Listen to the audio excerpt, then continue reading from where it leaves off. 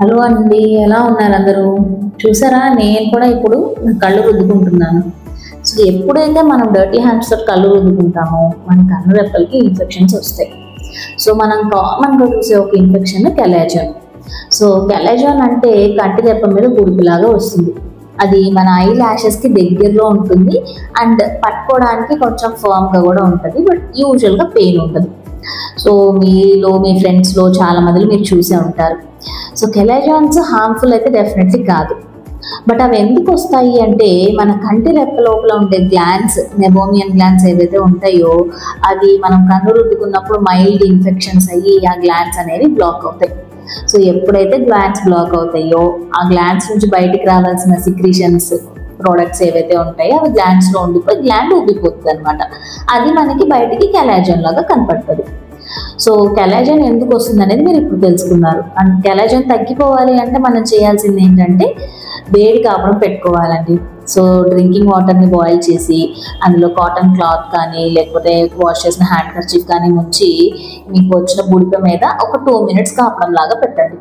And పెట్టిన తర్వాత దానికి మసాజ్ చేయండి. సో పై రెప్ప మీద వస్తే పై నుంచి కిందకి, అలాగే కింద రెప్ప మీద వస్తే కింద నుంచి పైకి మసాజ్ చేయండి.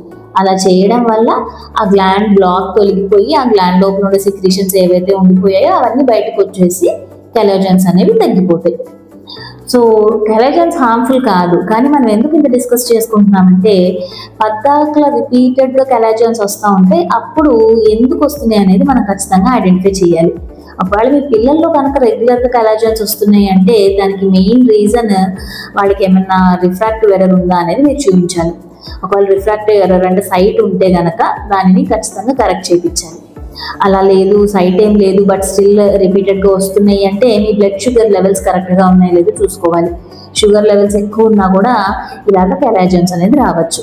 ఇంకొక థర్డ్ థింగ్ నేను అబ్జర్వ్ చేసింది ఏంటంటే కాలేజ్ స్టూడెంట్స్లో వాళ్ళ మేకప్ ప్రోడక్ట్స్ని షేర్ చేసుకుంటూ ఉంటారు. ఒకళ్ళు వాడిన కాజల్ ఇంకోళ్ళు వాడడం అట్లా అనమాట. అలా చేసినప్పుడు కూడా కెలాజన్స్ అనేవి రావచ్చు. సో కెలాజన్స్ రాకుండా ఉండాలంటే ఏం జాగ్రత్తలు తీసుకోవాలో అర్థమైంది. వస్తే ఏం చేయాలో కూడా తెలిసింది కదండి మీకు.